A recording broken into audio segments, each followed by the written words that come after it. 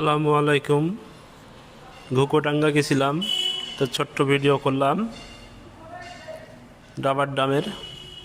কত সুন্দর দেখেন দৃশ্য, সুন্দর একটা দৃশ্য ভিডিও করলাম। অনেক লোকজন এখানে আছে, সবাই দেখতে গেছে রাবার ড্যাম।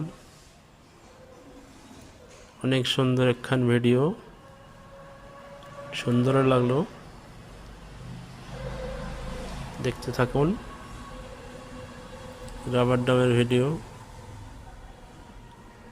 সুন্দর একটি প্রকৃতি নদী, এই যে রাবার ড্যাম স্রোত যাইতেছে,